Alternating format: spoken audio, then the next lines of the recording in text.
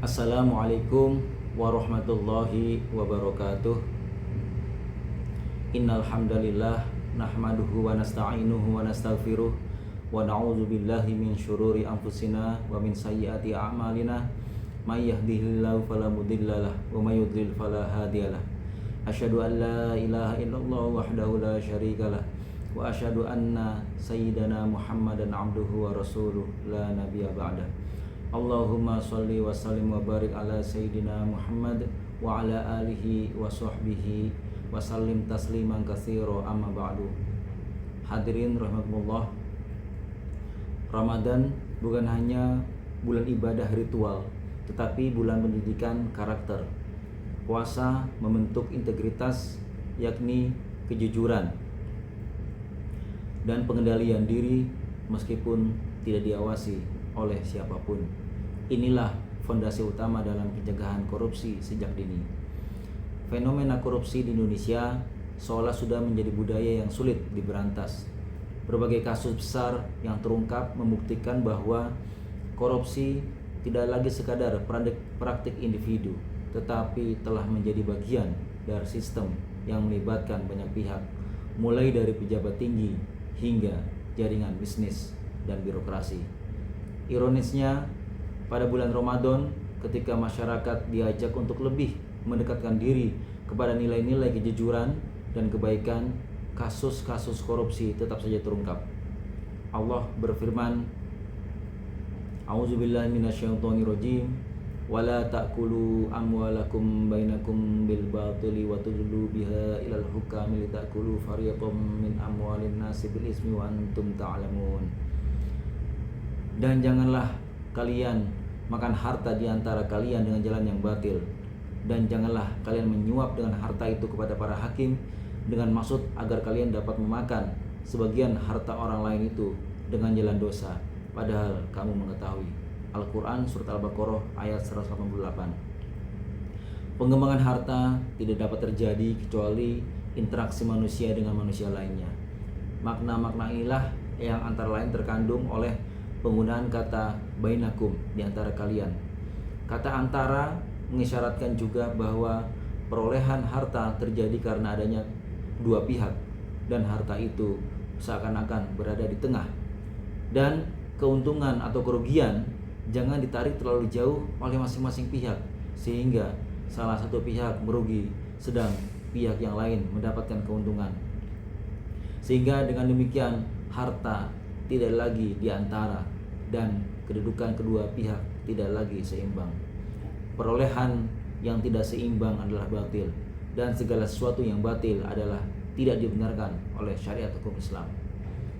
Dalam suatu hadis yang diriwayatkan oleh sahabat Mu'adz bin Jabal, beliau berkata, ba'asani Rasulullah sallallahu alaihi wasallam ilal Yaman, falamma sirtu arsala fi asari faradatu faqala atadari lima ba'astu ilaik la tusibanna syai'an bighairi izni fa innahu ghulul wa may yaghlul ya'ti bima ghalla yaumil qiyamah lihaza da'autuka famdi bi amalik.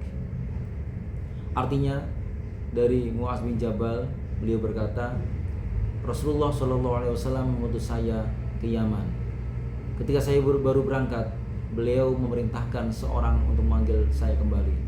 Maka saya pun kembali, dan beliau berkata, apakah engkau tahu aku mengirim orang untuk kembali? Janganlah kamu mengambil sesuatu tanpa izin saya, karena hal itu adalah gulul atau korupsi. Dan barang siapa melakukan gulul atau korupsi, maka ia akan membawa barang yang digelapkan atau dikorupsinya itu pada hari kiamat. Untuk itulah aku memanggilmu. Sekarang berangkatlah untuk tugasmu. Dalam hadis lain, Rasulullah SAW bersabda, ayatul munafiqi salasun, idza hadasa kadzaba, wa idza wa'ada akhlafa, wa idza tumina khana. Tanda kemunafikan ada 3. 1, jika dia berkata berdusta. 2, jika dia berjanji selalu mengingkari. Dan ketiga, jika dia dipercaya selalu berkhianat. Hadis riwayat Bukhari. Jika kita memaknai hadis di atas dengan pikiran yang jernih, tentu tidak akan ada yang namanya korupsi. Koruptor tentu tidak akan berkata jujur untuk menutupi korupsinya. Koruptor juga tentu tidak akan menepati janji-janjinya karena tujuannya adalah untuk memperkaya diri sendiri dan kelompoknya, bukan rakyatnya. Koruptor juga akan berkhianat atas amanah yang diberikan kepadanya karena tanpa khianat dia tidak akan mendapatkan apa-apa. Hadis ini seharusnya menjadi pegangan bagi semua pihak untuk menghindari sifat-sifat munafik karena ancaman yang berat bagi para pelakunya.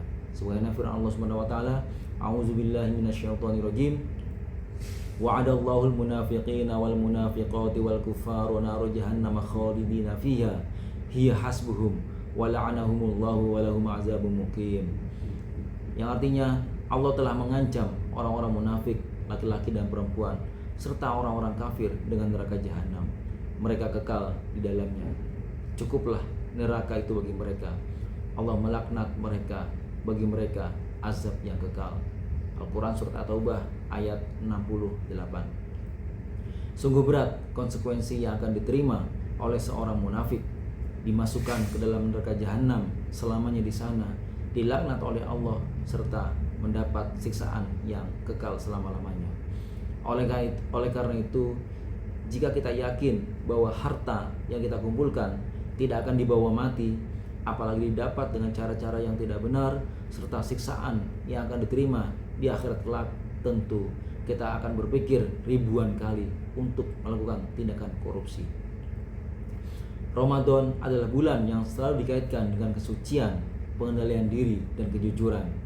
Nilai-nilai itu menjadi esensi utama dalam menjalankan ibadah puasa, di mana umat Islam diajarkan untuk menahan diri dari segala bentuk hawa nafsu, termasuk dorongan untuk berbuat curang atau mengambil hak orang lain. Puasa melatih kejujuran internal, pengendalian hawa nafsu, empati sosial, dan kesadaran bahwa Allah Maha Mengawasi. Oleh karena itu, perlu juga dicanangkan untuk pencegahan korupsi sejak dini. Yang pertama, dari keluarga dengan cara menanamkan kejujuran sejak kecil dan memberikan teladan yang baik. Yang kedua, di sekolah dengan cara pendidikan karakter, integritas, dan transparansi pengelolaan dana. Yang ketiga, di lingkungan sosial atau masyarakat dengan cara budaya malu terhadap kecurangan dan penguatan nilai amanah. Ramadan mengajarkan bahwa integritas sejati lahir dari kesadaran batin, bukan sekadar pengawasan eksternal. Jika sejak dini anak-anak dibiasakan jujur, amanah, dan takut kepada Allah, maka mereka akan tumbuh menjadi generasi yang anti korupsi.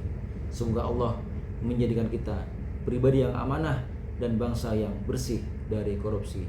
Semoga bermanfaat. Ihdinas siratal mustaqim, wallahu muwaffiq ila aqwamit thoriq. Wassalamualaikum warahmatullahi wabarakatuh.